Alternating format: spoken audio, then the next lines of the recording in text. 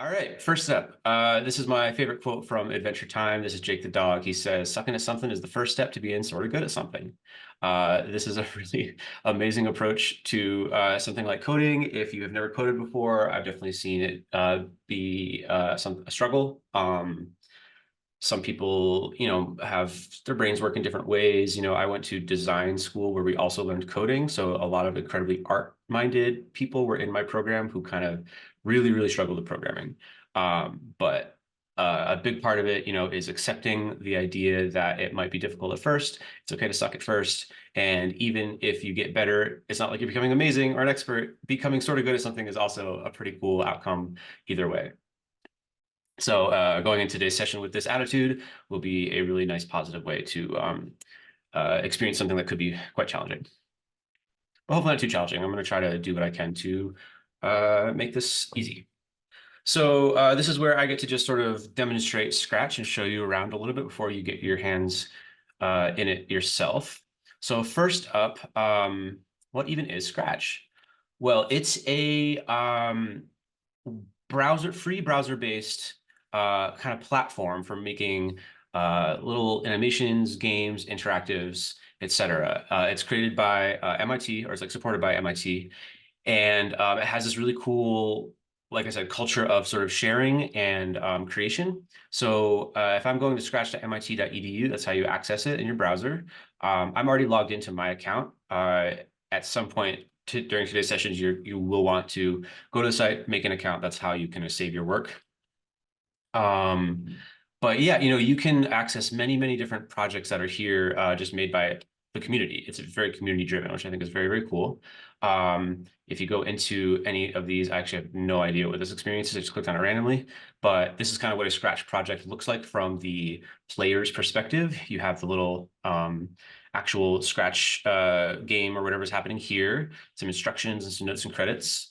And then there's this little green arrow, the green flag button. That's kind of what kicks it off.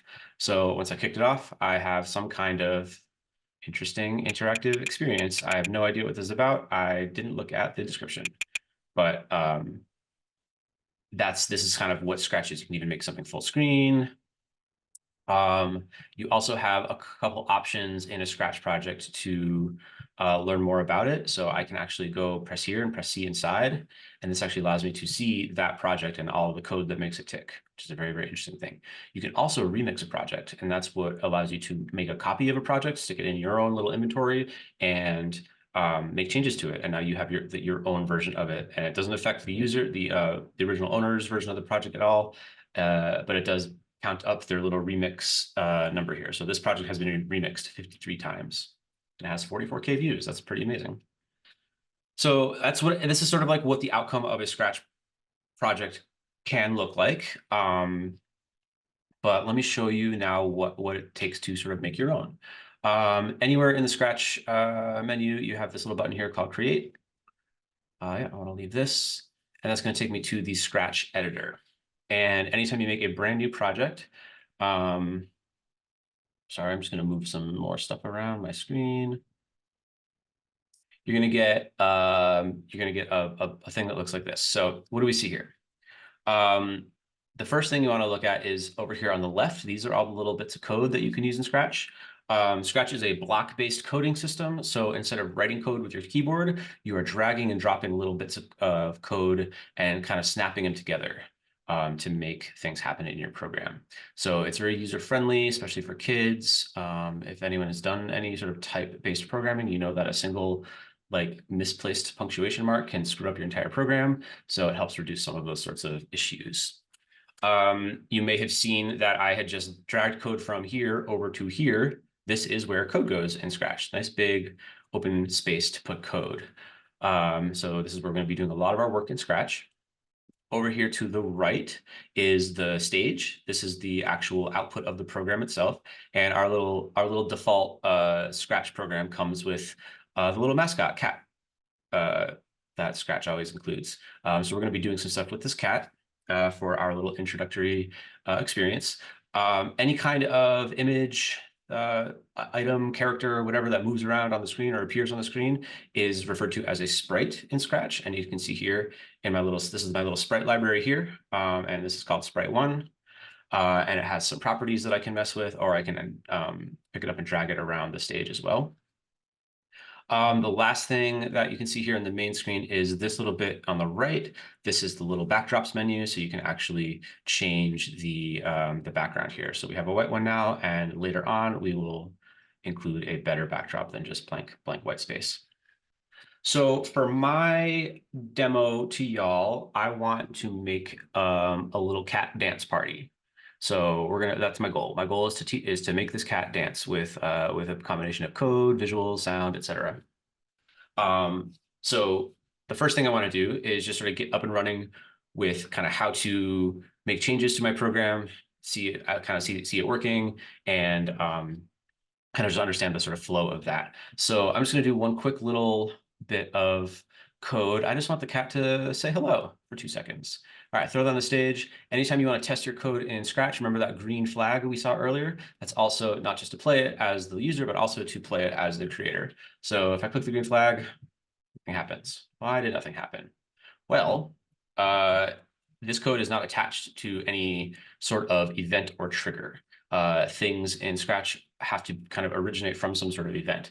And the most basic event that you can choose is the sort of start program event. So when green flag is clicked, I went down to the events category here, and here it is here, dragging it onto the stage. And as you can see, Scratch's little blocks have nice shapes that help you sort of understand how things are supposed to fit together.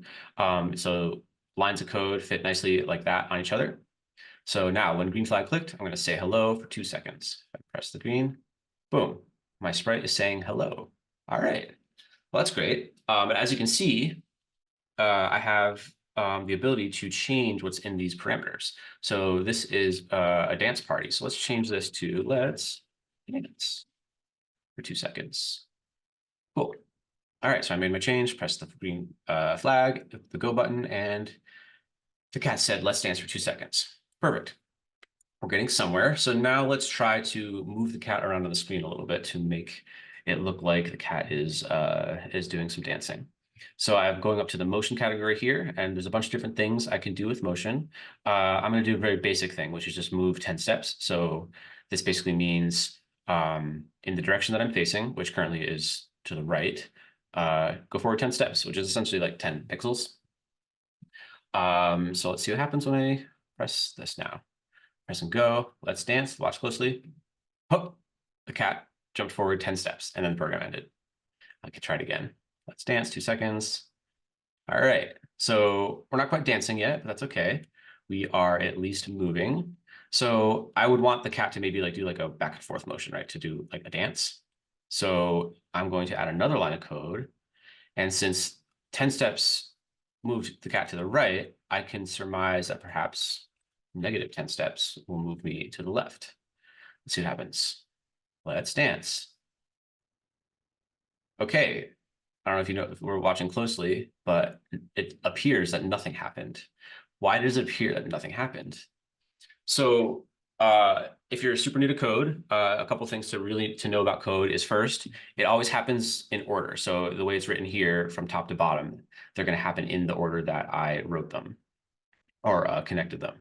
The other thing to know is that unless explicitly told otherwise, the computer's going to do stuff super duper duper fast, often in the blink of an eye. So what actually is happening here, I'm moving forward 10 steps and moving backwards 10 steps so fast that the eye can't even see it. And that's why it looks like nothing happened. So I actually have to tell the computer to slow down. There's a control category here, and I can actually tell the code to just wait for a moment. 1 second is probably a little too long. I like to do like maybe 0.3 seconds. Let's try this again. Let's dance. Forward, backwards. Cool. All right. Something that we expected to happen is now happening. Doesn't still quite look like a dance, right? A dance is usually a prolonged activity that requires repetition of movement. You could always repeat stuff with code, by just making a bunch of copies of it, right? So one cool thing about Scratch, you can click on a little chunk of code, press copy paste, Control C, Control V, or Command C, Control V, Command V to copy paste. So I have move 10 steps, wait 3 seconds, move minus 10 steps, wait 0.3 seconds. I could just go stick it all together, throw it in, and see what happens. Let's dance. Forward, backwards, forward, backwards, forward, backwards, forward. Oh, and it ends. Okay.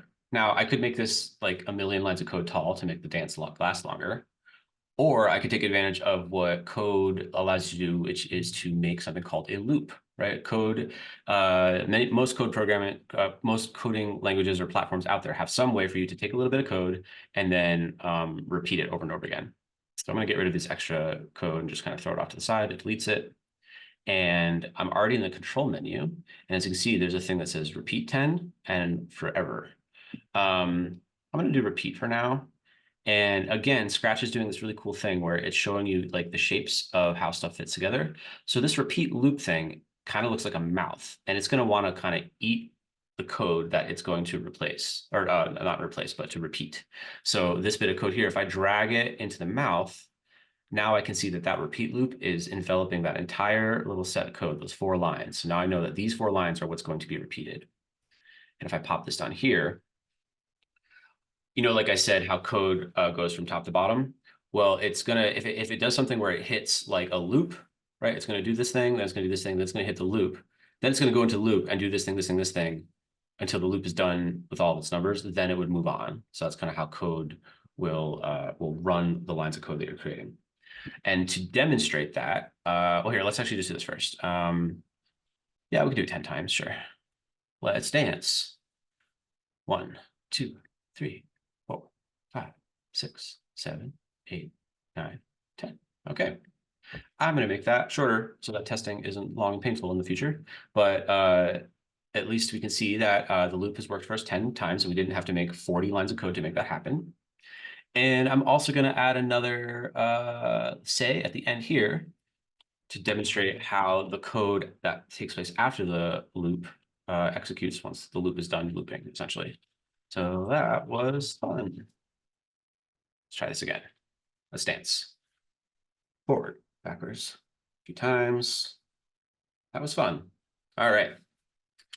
So we have the beginnings of a dance happening here, but I still think that we could add some better animation, some sound, and some better visuals to sort of really drive home the idea of dancing here.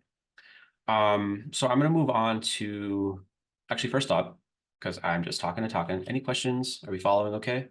Am I moving too slow, too fast? I see a thumbs up. Thank you, Carolyn.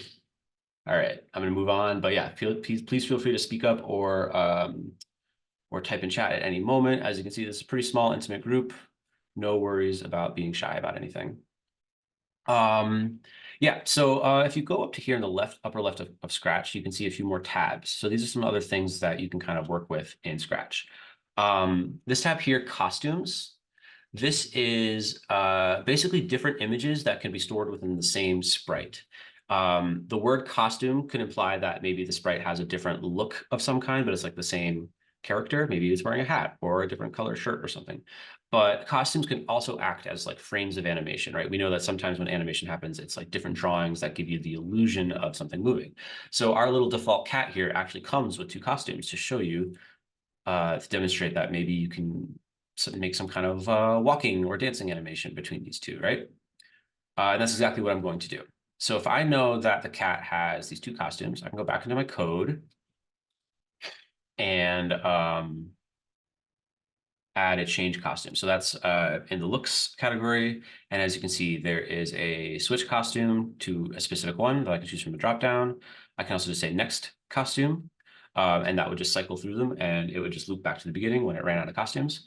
And because that's the easiest one for me to use right now, because I'm just going to use the 2 and I just want them to loop. So I just have to throw this sort of in each step of the dance, right? So there's the forward step, the backward step. So I can do, after the move 10 steps, I'll do a next costume. And then after the minus move next steps, I'll do a next costume. So we're going to move 10 steps. We're going to change our costume. And remember, those will happen in the blink of an eye at the same time. We'll wait 0.3 seconds and then kind of do it again backwards. Let's see what that looks like. Let's dance. Do, do, do, do, do, do, do. All right. Now it kind of looks more like a dance. All right, so we're cooking with gas. That's how costumes work. I'm gonna also now add some sound to this thing. Uh, as you can see, the cat comes with a meow, and hopefully you should be able to hear it when I play it. Okay, good.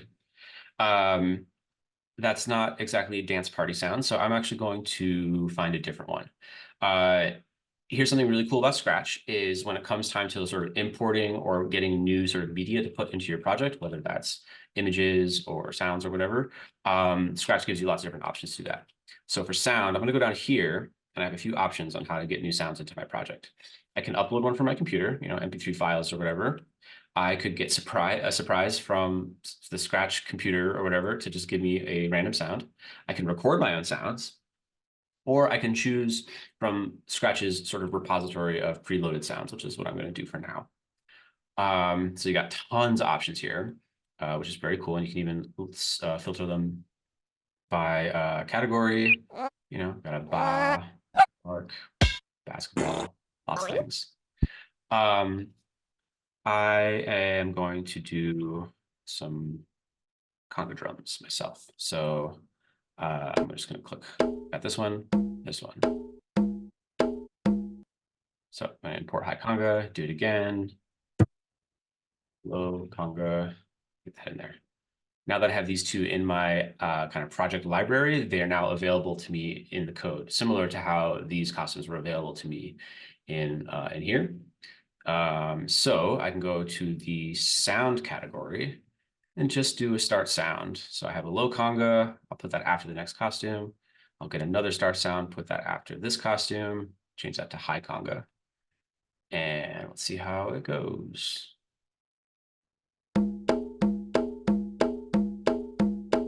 Okay, so we are dancing, we are animating, and we're playing sounds. This is almost like a real dance party.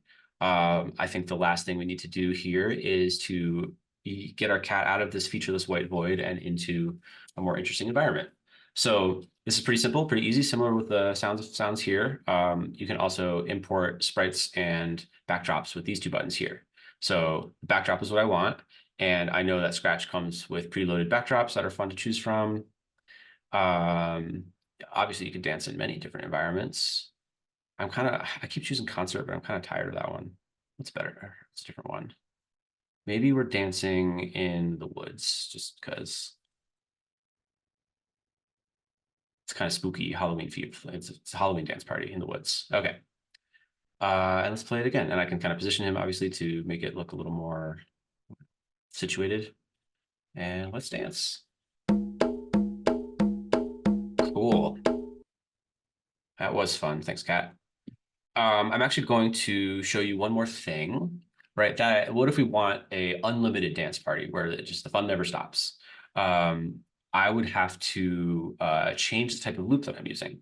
I mentioned it earlier, but there is a thing called a forever loop, and in the control one. Forever loop is similar to the repeat loop, except it doesn't have a number here because it's forever. And it basically, the program will just run the forever loop until I press the stop here. So I would do that. You would do that in a lot of cases where you're trying to make like basically a game loop where the game is constantly running and checking logic and doing a bunch of things. You'll work with those in a few minutes in the tutorials. So I don't need this, now interestingly, since it's a forever loop, it doesn't even give me the option to stick this underneath it because there's no possible way for the code to arrive at this position. So our cat can't ever say that was fun. Cat is just trapped to dance for all of eternity. Right, so this would happen until I choose to stop, which I shall do now. Okay, so yeah, that is the sort of quick whirlwind Scratch field trip, just to show you some of the basics. Any questions about what I've showed you so far? I'm going to move on. This is the part where you get to do some Scratch yourself. So actually, I'm not going to full screen that because I need to copy paste URLs. Okay, so the next step is for everyone here to pick one of the 3 tutorials you see available and to make it, right? Each of these is going to take you from nothing to a fully fledged working game of some kind. Flappy Fish is sort of like a Flappy Bird, right? So you kind of have to like navigate the fish through this environment without touching the walls. Apple Catcher, you're controlling the basket, the apples are falling, you want to catch the apples in the basket. And in Dino Quiz, the dinosaur asks you cute little quiz questions, and you can type in the answers and see if you got it correct or incorrect. I will say that in terms of difficulty, I don't know, my opinion about this has changed. Flappy Fish is probably the harder one. Apple Catcher, Apple Catcher might actually be the easier one compared to Dino Quiz. It just Dino Quiz has some slightly interesting logic. I guess they're both kind of medium. So I would choose whichever one just kind of piques your fancy. And let me just give me a second. I'm gonna type in each of the URLs here. So these URLs are going to take you to a view-only Google slideshow with like step-by-step instructions on how to make the thing. So this one is Floppy Fish, paste. This one is Apple Catcher. And this one is Dino Quiz. And as you can see, you could also use those little bit.ly links, but still it's easier to just click a link. One thing about Dino Quiz, and that's why I have this extra little URL here, is that the Dino Quiz in the tutorial, like the demo version of it, is broken for some reason, like the original owner. So we have a copy of it and just threw it here. Oops, working Dino Quiz demo is that one up there. Okay, so yeah, I'm going to put 25 minutes on like a timer. So it's up to y'all to, you can work on this for the next 25 minutes or so, and then I'll just speak up at the end of that timer and see where we're at and if we need extra time to complete the tutorials. I'm also here and listening for anyone who has any questions or any difficulty getting through these tutorials. That's what we're going to do for the next little while.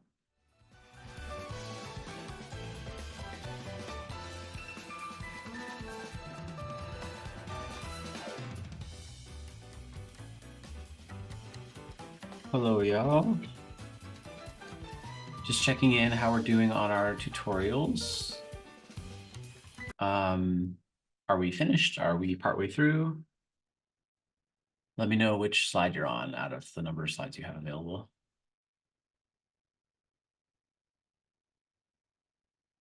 Oh, are you muted?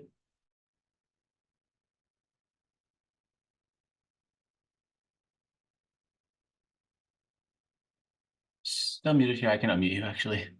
Or I can ask you to unmute. Interesting. Hello there. I'm actually working on the Apple, but I got stuck on number 10. Okay, I can help you out.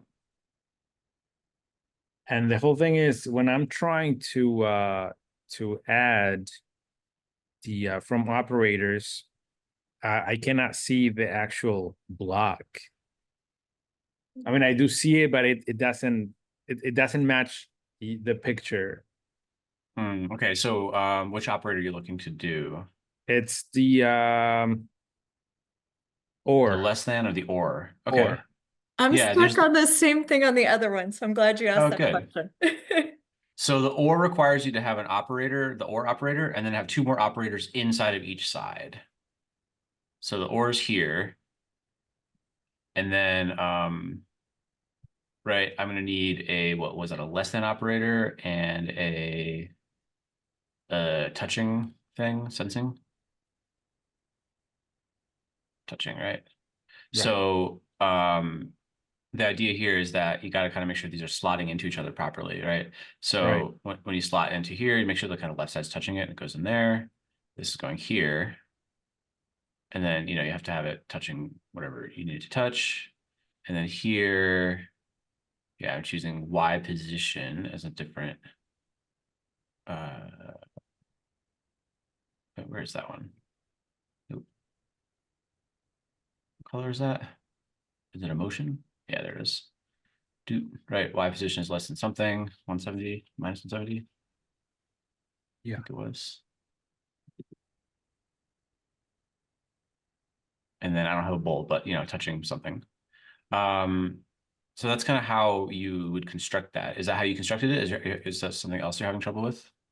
No, that's it, man. You made it seem so easy. I've been working with this. It's a little clunky. I've been working with it for a while. Yeah. But I got it now. Thank you. Cool. Any other things I can help anyone work through to get through this tutorial?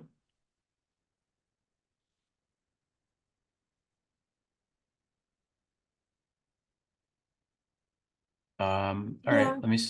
Oh, you do have a couple. You have questions? Yeah, on the quiz game. Okay. I have a bug because I don't know how to give an answer. And so it just immediately, it asks the question and immediately tells me I'm wrong.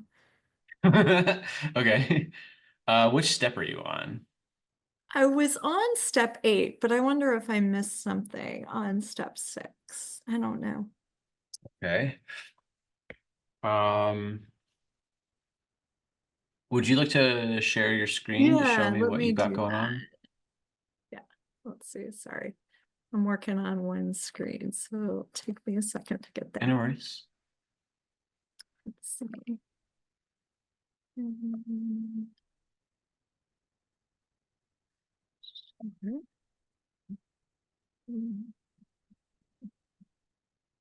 And I'm fixing my if then, so that probably makes it look worse, but good. Sorry.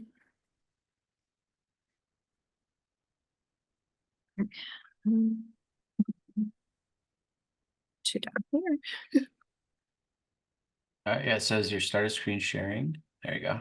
Yeah, and so I had if answer equals or contains blue whale, say correct in there. So I was just doing.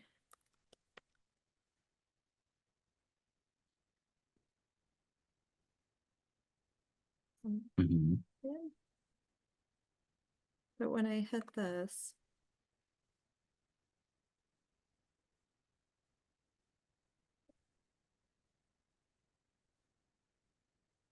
I see what's happening. You have a thing that says say blah blah blah for blah blah blah seconds, but that's not actually the block you need. You need a Oh, block gotcha. that says ask something something something Oh, and wait. gotcha. Okay. Yeah, Thank you. sure. Okay. Awesome. And it looks like ask is blue for sensing. Yeah, there it is. Got it. Okay. Thank you very much. I'm gonna stop. Course. All right, I'll put another like I don't know, 6 minutes down, see where we're at. Okay. Well, actually, well, I'm basing that based on what Adrian was almost done, but you're kind of like more like halfway done, right? So Well, and that's fine. I get the gist of it. It's kind of helped me to find things too. good, So good. if I don't finish, it'll be fine. Okay, yeah, I'll throw down another like 6 minute timer, so Okay. come back. Okay. Welcome back. We're gonna move on from tutorials, the basic tutorials, but is anyone stuck on anything still or wants any help or clarification on anything in the tutorial while we're still at this? Think about that question while I get back to sharing my screen, wherever that may be. This one. Nope, not that one. Yes, this one.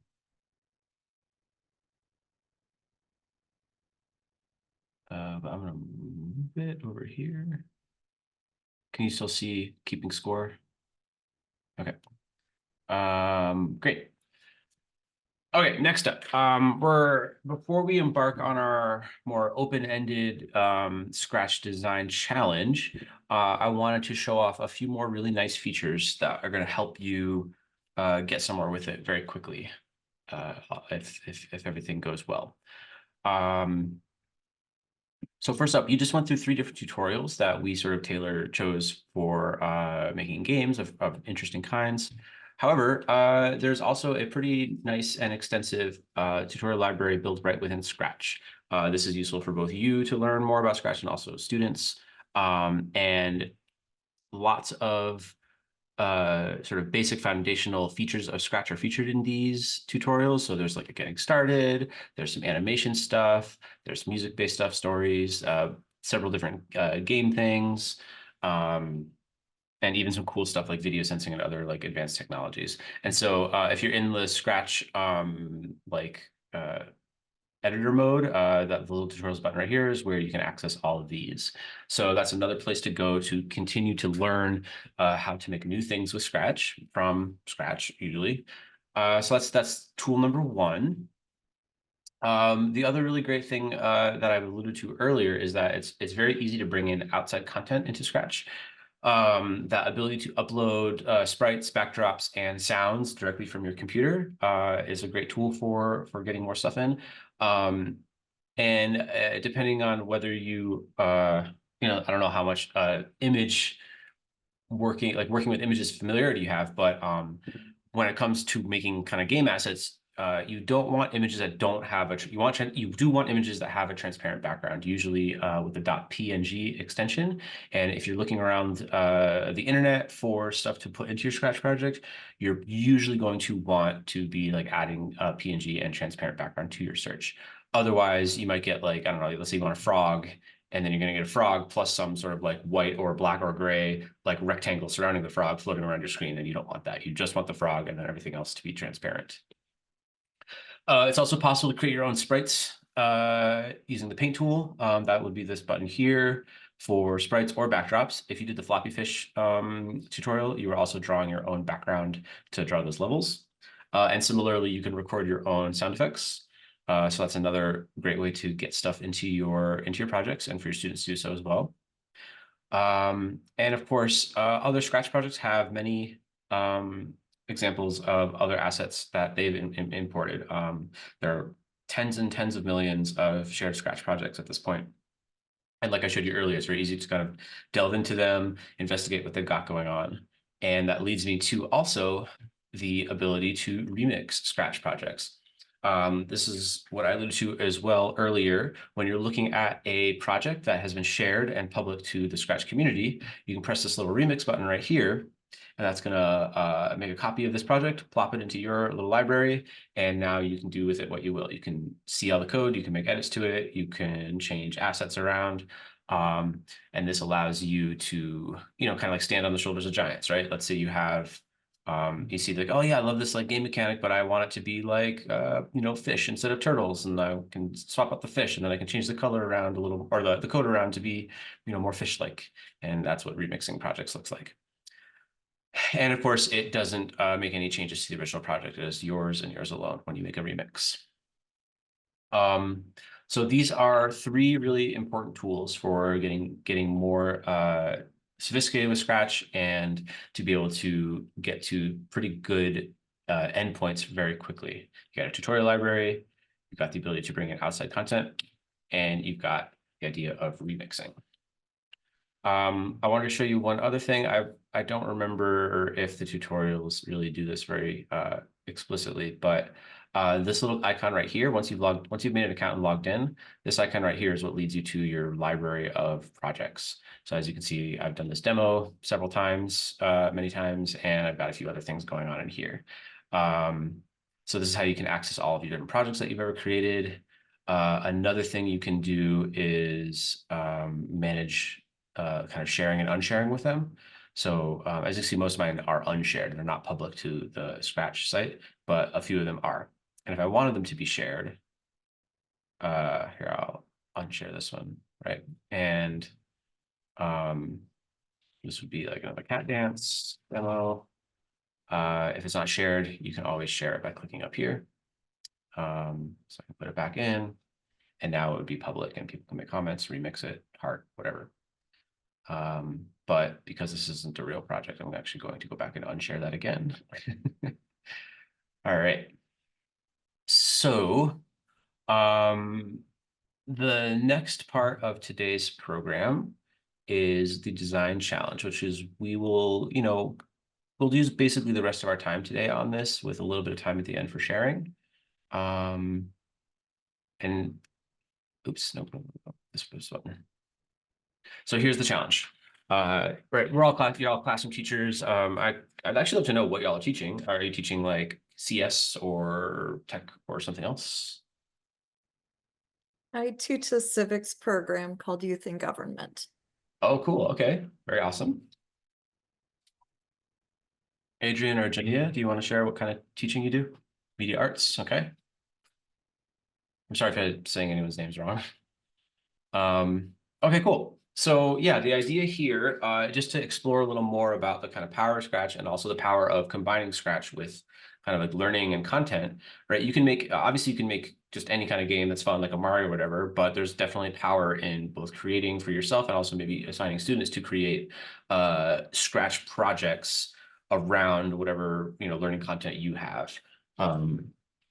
So I want this to be like, easy and constrained. So we're not trying to make any kind of full-fledged game here today, but we try to bring something from your content area to life in Scratch. So it could be some sort of prototype of a small interaction, an animation, a little mini game. Maybe you take one of the games that one of the tutorials that we had earlier and modify it to something more along your content area.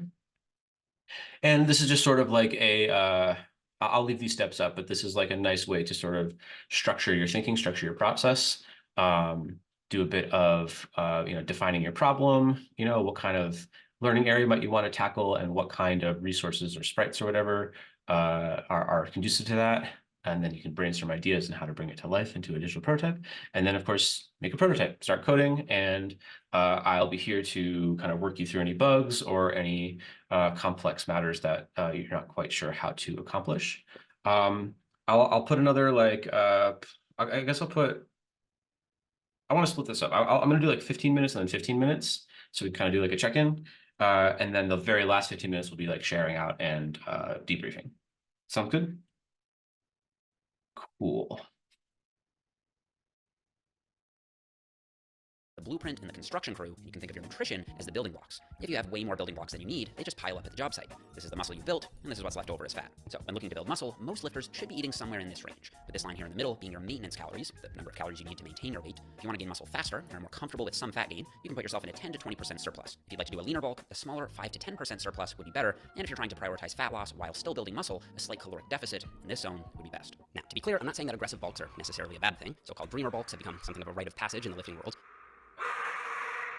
And despite what the short-term Garth study found, in my coaching experience, I have found that more aggressive bulks do tend to lead to more strength gain over the long term. Aggressive bulking will also help you take up more total space, a la bear mode, but they can also make your life more difficult the next time you want to cut down, and in my coaching experience, just end up not being worth it for most people. Now, I'm planning on doing a full video about sustainable bulking, similar to the one that I recently did on sustainable fat loss, so I'll save the rest of my bulking suggestions for that video. Okay, the second mistake most people make is not realizing that most supplements are overrated. Now, there are a few supplements that actually do work. Creatine, caffeine, and protein powder are at the top of my short list when it comes to building muscle. However, even with these three most science-based supplements, I think a lot of people, including people in the science-based lifting community, still overestimate how much muscle people will actually gain from taking them. For example, creatine is one of the most highly researched and most efficacious supplements on the market. This is true, and we hear it so much, that I think it leads a lot of new lifters to think they're going to notice a massive steroid-like boost from it. In reality, most studies show that taking creatine should result in a roughly 2 to 3 pound increase in lean mass. For example, this 8-week training study found that a group taking creatine gained 1.1 kilograms, or 2.2 pounds, more lean mass than a group taking placebo. Similarly, the systematic review, which pulled together 22 studies on older subjects, found that creatine increased lean mass by 1.4 kilos, or just about 3 pounds more than placebo. And those studies ranged from 7 weeks to a full year in length. Again, it isn't that creatine doesn't work, it clearly does, and 2 to 3 pounds of lean mass is still significant. It's a solid increase, and given the relatively cheap price point of simple creatine monohydrate, it's definitely worth taking, in my opinion.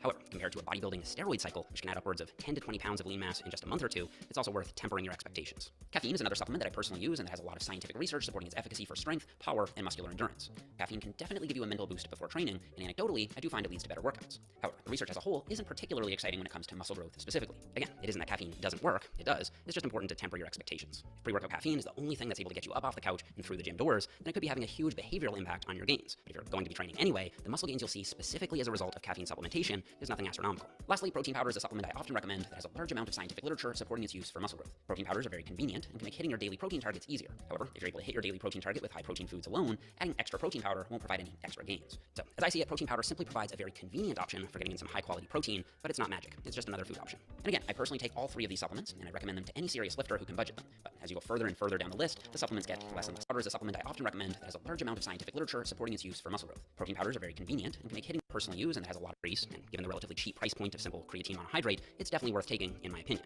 However, compared to a bodybuilding steroid cycle, which can add upwards of 10 to 20 pounds of lean mass in just a month or two, it's also worth tempering your expectations. Caffeine is another supplement that I personally use and has a lot of scientific research supporting its efficacy for strength, power, and muscular endurance. Caffeine can definitely give you a mental boost before training, and anecdotally, I do find it leads to better workouts. However, the research as a whole isn't particularly exciting when it comes to muscle growth specifically. Again, it isn't that caffeine doesn't work, it does. It's just important to temper your expectations. If pre-workout caffeine is the only thing that's able to get you up off the couch and through the gym doors, then it could be having a huge behavioral impact on your gains. But if you're going to be training anyway, the muscle gains you'll see specifically as a result of caffeine supplementation is nothing astronomical. Lastly, protein powder is a supplement I often recommend that has a large amount of scientific literature supporting its use for muscle growth. Protein powders are very convenient and can make hitting your daily protein targets easier. However, if you're able to hit your daily protein target with high protein foods alone, adding extra protein powder won't provide any extra gains. So, as I see it, protein powder simply provides a very convenient option for getting in some high quality protein, but it's not magic. It's just another food option. And again, I personally take all 3 of these supplements, and I recommend them to any serious lifter who can budget them. But as you go further and further down the list, the supplements get less and less promising. The third mistake most people make is thinking you need a super high protein diet to build muscle. You don't. This is actually something I've updated my stance on over the last few years. I used to recommend protein intakes a bit higher than I do now, but I've updated that based on new research. A lot of people seem to think that if you just load up on protein, your body will have to build more muscle. After all, muscle is made up of protein, so the more protein you eat, the more muscle you'll build.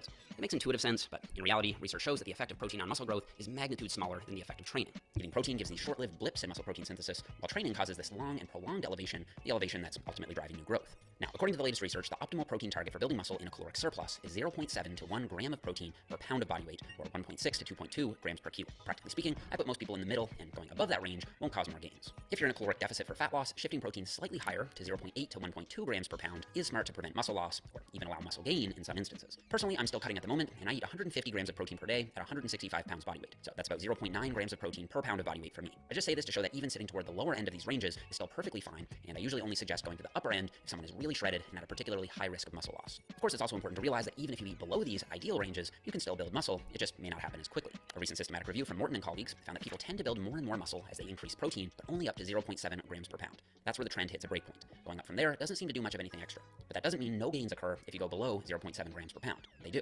If you were to eat just 0.5 grams per pound, you'd still build muscle, just not as quickly. So if you can't afford a high protein diet, or you don't want to eat a high protein diet, you can still build muscle. It'll just take a bit longer. And it may also be reassuring to know that the optimal level of protein intake is still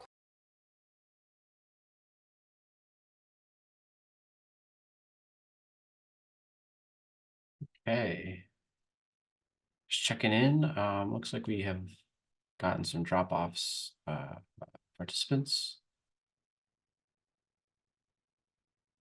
Video. Hey Matthew, are you around? Hello.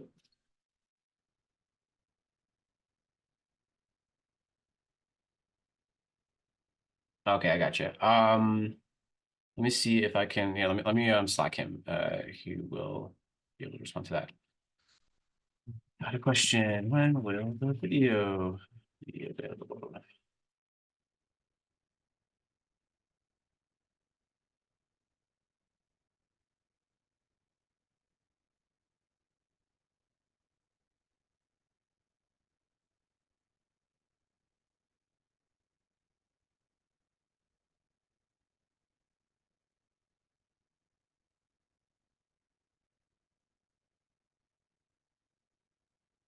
Also, quick question before I go. Are we able to use the same tutorials for the students, or can we like show them the same thing, or we're not allowed? No, feel free. We also have more comprehensive curriculum that you can use. And I do believe for Slack specifically. I'm sorry, Slack, Scratch. Okay, Matthew says within about a week, it'll be uploaded to participate and also emailed out. Cool. I can also take a moment to see if I can locate that curriculum for you, but yeah, please do feel free to use any of the resources today with your students. That's totally fine. Student challenge,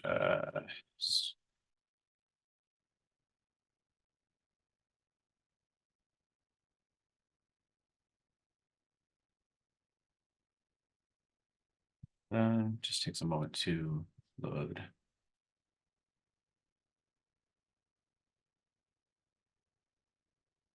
Yeah, so here I'm gonna give you this. I'm gonna give you this URL here.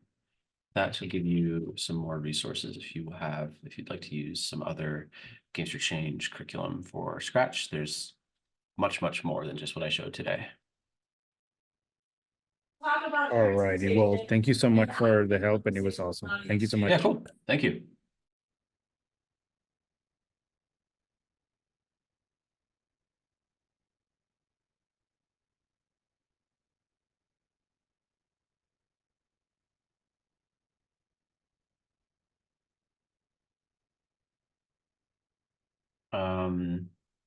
Hey, Janaya, welcome back. I was doing a bit of a check-in to see if you had any questions about the or any difficulties you're having with working with Scratch. I can work with you any bugs you have. If you'd like to use more time to build. Thanks, Adrian. Take care. You just let me know what you need, okay?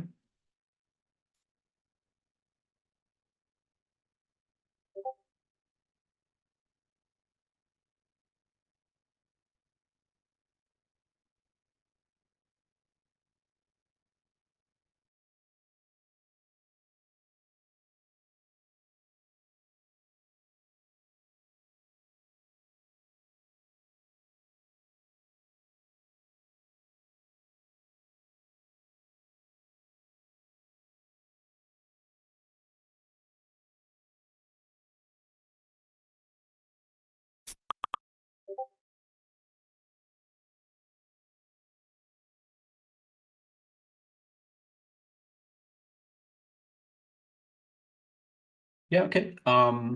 Yeah, I'll be here, I'm sort of here on the clock until the next 25 minutes. Super interested to see what you if you want to use the last 5 minutes or so to share what you got. I'd love to see it.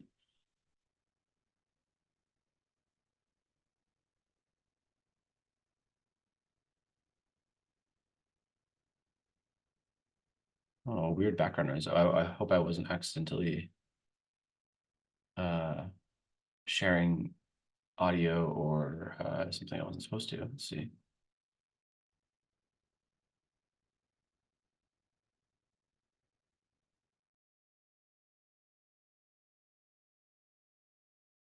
Okay. A little bit of time left. I was wondering if you wanted to show off what you were working on, Janaya?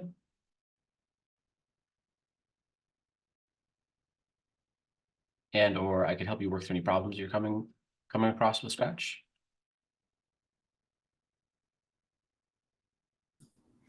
Hey, Hi. I completely like deleted it by accident. Oh, that's a problem. Yeah. It did. It's because I have worked with block coding before because we did a program called Tinkleworks and we had to program. You know what an Etch-a-Sketch is? Yeah, of course. We had to do a Tech-a-Sketch. So we did the technology version of Tech-a-Sketch. So block coding, I'm used to. Uh-huh. But Okay. it was just, I was just like, oh, I'm not doing animation. Ah. Yeah. Were there any features that I could help walk you through, like solving any problems? I guess if you delete it, it's gonna be hard to look at what you made, Yeah. but The background. So the only the like paint tools were gonna like I couldn't use like the fill screen to like fill it in. Like I was trying to restart doing it. Oh, that's cute the crap. I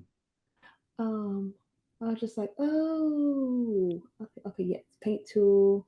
so yeah, you can go to the paint tool and yeah, you can draw stuff in here. I believe it's got like Yeah, a I fill. did Yeah. that, and I was just like, okay, I'm gonna fill the screen. It worked for me. So you choose green, I guess. Well, that is interesting. I wonder if you have to fill in like yeah. Oh, yeah, do like Uh, that. yeah. Okay, well that would help a lot. But I was just like, oh, bucket fill. Yeah, I'll bet you it's doing like if I did that and then I had to use the fill. And yeah, okay. So I think what this is a vector-based coding or vector-based image generation. Which is interesting. I zoom. Yeah, there we go. Yeah, so it's not the most feature-rich painting tool, but it's there, which is cool. Okay. definitely, I think a lot of projects can probably get away with just, like importing stuff from here and Mm-hmm. or Google image searching. But yeah, Mm-hmm. painting some stuff in can be a way to get through some obstacles. Yeah. One of my students actually was crazy because he was showing me he did this during the summer in NJIT, and he was showing me he was doing his scratch. He built his game.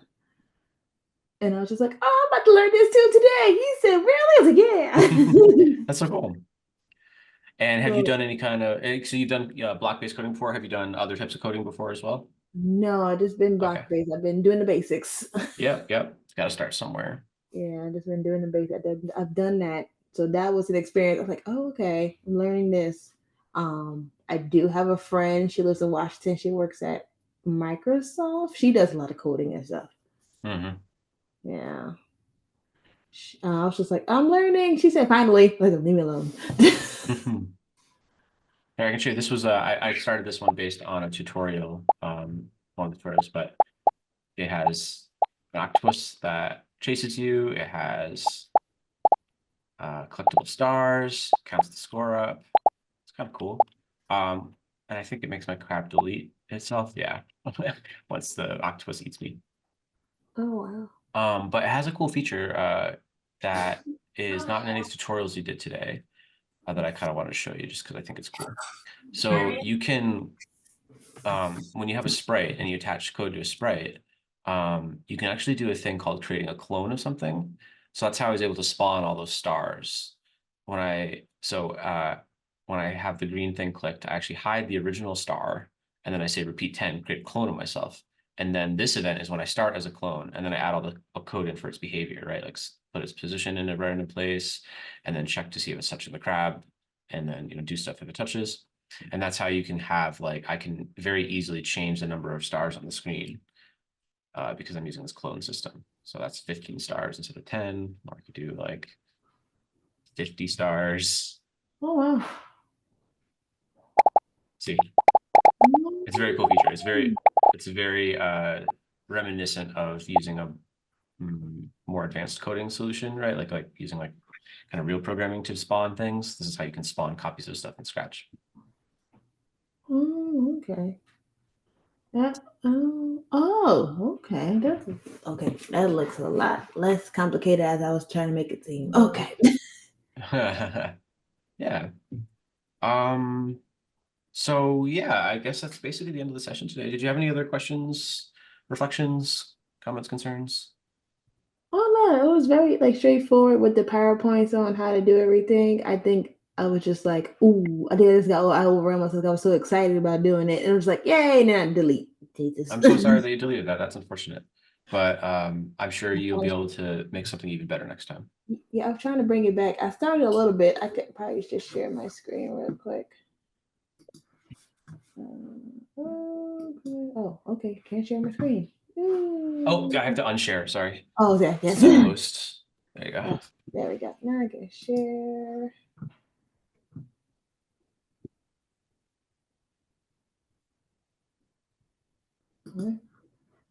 Okay. Why won't you share?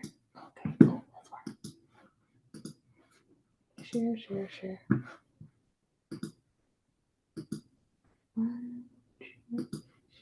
Oh, okay. Oh my God. Share. Okay. Oh, can you see my screen? Yeah. Okay, that's why I have started. I got my little yellow fish here. He moved. Cool. I'm trying to bring it back. Oh yeah, you can drag him back yourself if you want, or you can also manually type the X and the Y position there. Oh, that's awesome. Okay. Yeah, I was trying to do it like the game, and I'm just like, oh, I'm gonna add everything else in. So is this based on, this is like the floppy fish game? Yes. Gotcha. You have to start off with something that's there already now.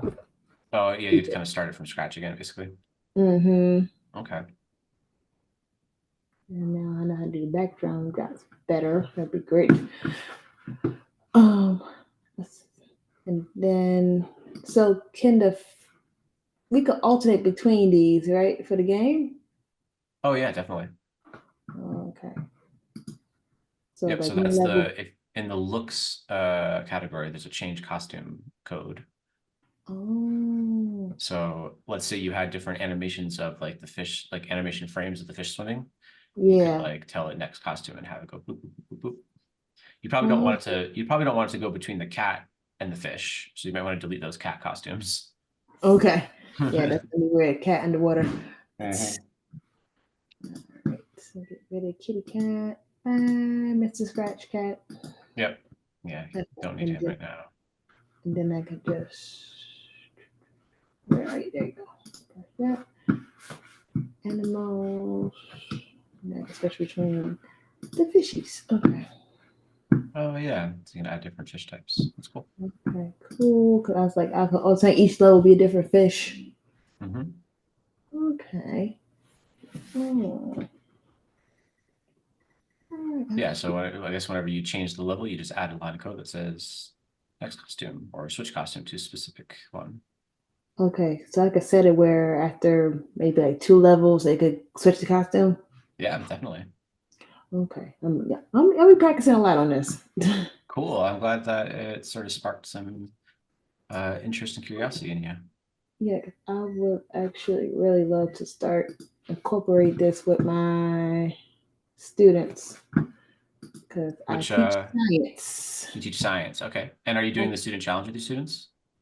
Not this year because I just learned about it. Oh, okay. Gotcha. So I said, let me get my hands so I know what I'm doing for the most part. So when they ask me questions, I'm like, haha. Or if not, I can just Yeah, text. you'll be a bit of an expert next time you're able to do it with your students. Yes, but now that I know that I have some students that actually have been introduced to this, I could probably work with them first. Yeah. And did you catch that link that I sent earlier to Adrian? I don't know if you had maybe hadn't logged on yet. This is a link that leads to some more Games for Change curriculum specifically for Scratch. But there are other curriculums in there as well. Let me just double check to make sure that's like linking to what I wanted to. Yeah, so that's going to go straight to the Scratch curriculum, which you might find useful as well. Great, because I will continue with the Scratch because I really like this. And I'm glad it's free. The free and browser based is super nice. Yes. That removes all the barriers, right? Because there's Chromebooks can still work, etc. Yes, exactly. Because all the kids have Chromebooks in the building, so it's like this is easier. Because the Minecraft also works where are for you them. located and what's your grade level? I'm located in Orange, and I teach 5th, 6th, and 7th grade science. Is that Orange, Jersey? Yeah, Jersey. Sorry, New Jersey. Yeah. Orange, New Jersey. Yes, I teach in Jersey. And you Sorry. said 6, 7, 8 middle school science? Yep. Cool. Yeah, Scratch is a great thing for middle school level, I'd say. Yeah, especially one curriculum is about force and motion. I want to see if they could create something that You could definitely do represents. some motion-based stuff in Scratch. Yeah, that would be great because they had to build roller coasters anyway. So, well, you can do a digital one. That'd be less mess. Yeah, totally. Yeah. Alright. Well, okay. Best of luck. Let us know if you have any other questions or need any more resources. We're happy to help. Thank you. Have a good night. All right, you as well. Bye-bye. Bye.